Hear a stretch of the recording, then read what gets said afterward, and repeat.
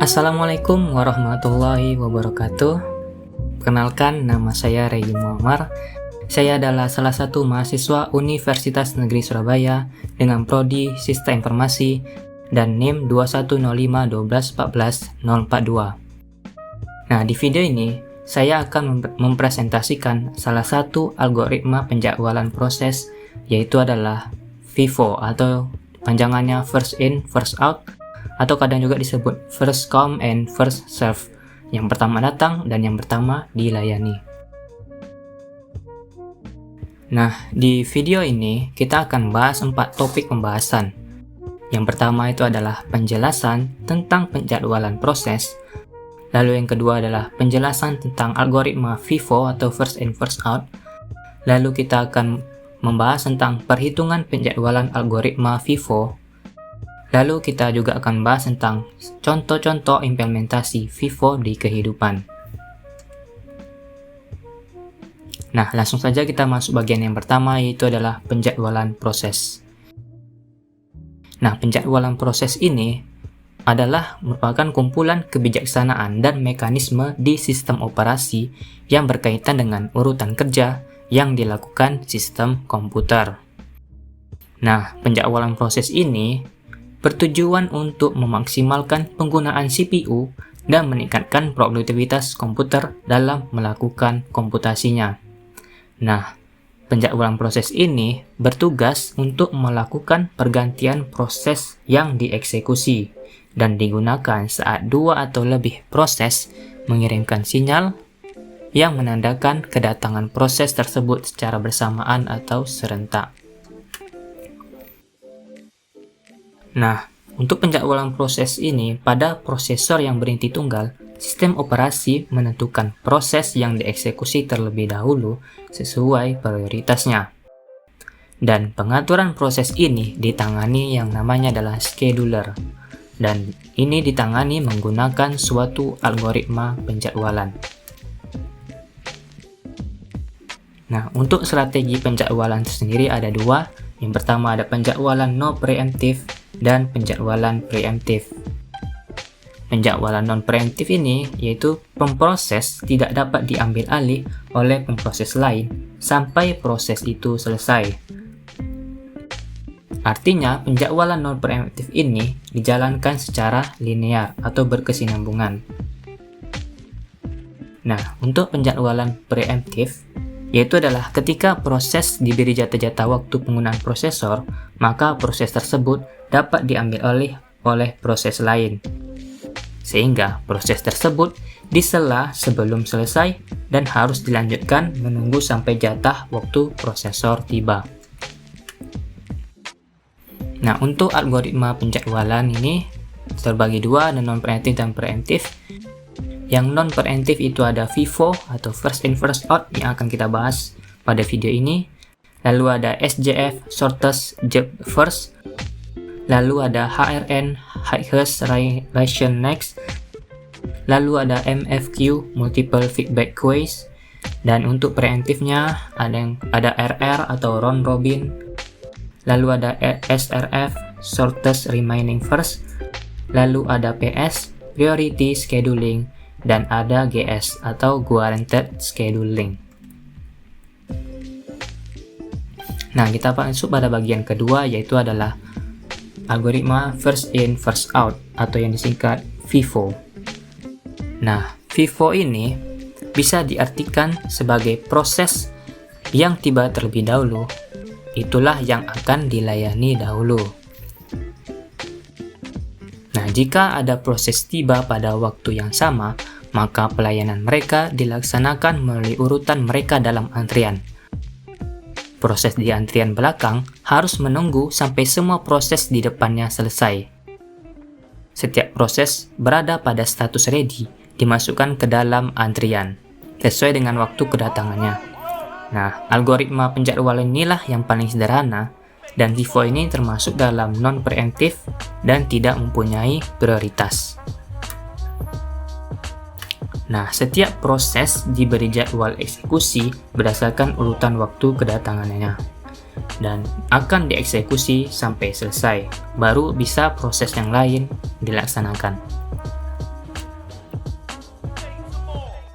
Nah, untuk kelebihan FIFO tersendiri, yang pertama dalam kriteria efisiensi, penjadwalan FIFO ini sangat efisien dalam penggunaan prosesnya karena algoritmanya tadi yang cukup sederhana. Lalu tentu saja dengan algoritma yang sederhana ini tentu mempunyai kekurangan. Yang pertama itu adalah kurang adil karena proses-proses yang perlu waktu lama membuat proses-proses pendek menunggu, dan proses-proses yang tidak penting dapat membuat proses-proses yang penting itu menunggu. Lalu kekurangan kedua itu adalah tidak cocok untuk sistem interaktif, karena dengan sistem interaktif ini banyak proses-proses yang mempunyai prioritas yang berbeda-beda, maka untuk menggunakan FIFO ini tidak cocok. Lalu adalah turnaround time yang lama, dan turnaround time ini akan kita bahas selanjutnya.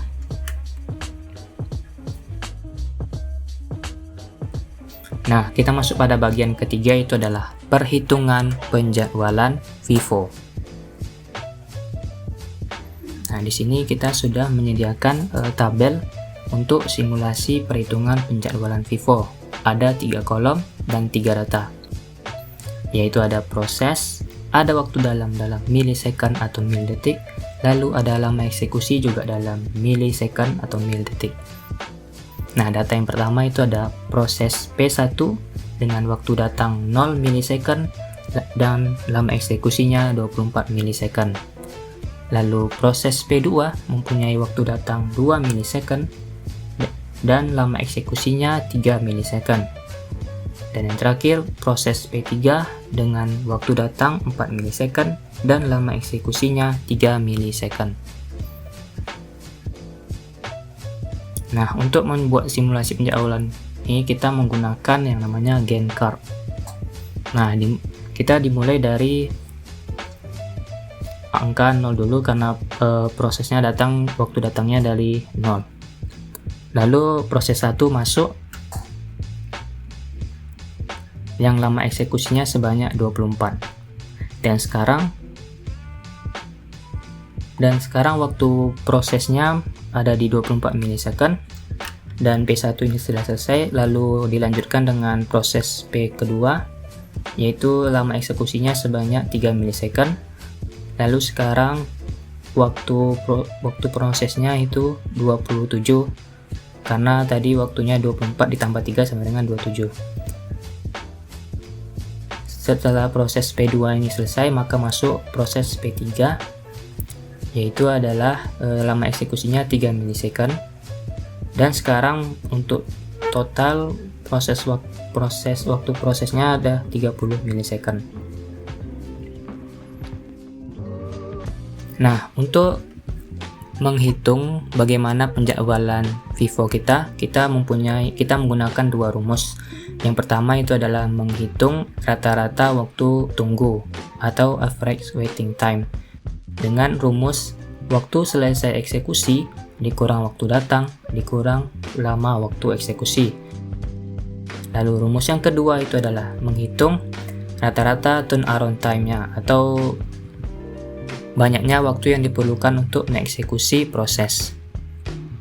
Nah, dengan makin sedikit turnaround time ini, maka semakin bagus suatu proses penjadwalan.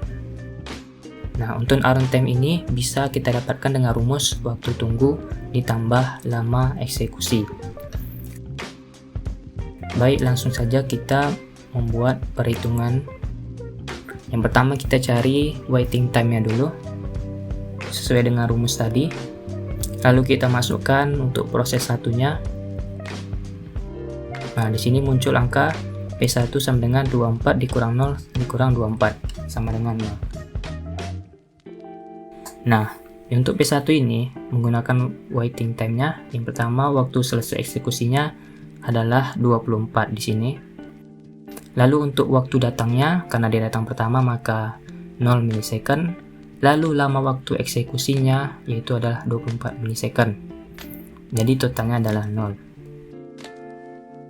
Lalu untuk proses kedua itu ada 27 dikurang 2 dikurang 3. Nah, 27 ini didapat dari waktu selesainya eksekusi untuk P2 di sini. lalu dikurang 2 waktu datangnya, lalu dikurang 3, yaitu adalah lama waktu eksekusi untuk P2-nya. Nah, 27 dikurang 2 dikurang 3, yaitu dapatnya 22. Nah, untuk proses P3, ini ada 30 dikurang 4 dikurang 3 sama dengan 23. 30 didapat dari waktu selesai eksekusi P3 di sini, 30. Lalu dikurang 4, yaitu waktu datangnya P3. Lalu dikurang 3, lama waktu eksekusinya P3. Dapat hasil 23. Lalu kita akan menghitung rata-ratanya. 0 ditambah 22 ditambah 23 dibagi 3 sama dengan 45 bagi 3, yaitu 15 milisecond. Nah, ini adalah untuk rata-rata waktu menunggunya atau average waiting time. Lalu kita akan menghitung rata-rata turnaround time dengan menghitung turnaround time-nya terlebih dahulu. Turnaround time ini sesuai rumusnya tadi, yaitu waktu tunggu atau waiting time ditambah lama eksekusinya. Untuk baik kita masukkan P1-nya, ada 0 ditambah 24, 0 itu adalah waktu tunggu, dapatnya dari sini. Lalu ada lama eksekusi, yaitu 24, yang didapat dari tabel ini, 24. Lalu kita masukin proses yang kedua, itu ada waktu tunggunya sebanyak 22 diambil dari waiting time di sini. Lalu lama eksekusi P2 ini adalah 3 dan di total ada 25. Lalu kita masukin proses yang ketiga. Waktu tunggunya itu adalah 23 dan lama eksekusinya yaitu 3. Totalnya 23 ditambah 3 adalah 6. Selanjutnya kita akan mencari rata-ratanya. 24 ditambah 25 ditambah 26 dibagi 3 sama dengan 75/3 adalah 25 ml. Nah, di sini kita sudah dapatkan angka waiting time FIFO kita, yaitu 15 ml, dan waktu rata-rata turnaround time kita sebanyak 25 ml. Nah, angka inilah yang akan digunakan saat ingin membandingkan simulasi penjadwalan menggunakan algoritma-algoritma lainnya selain FIFO.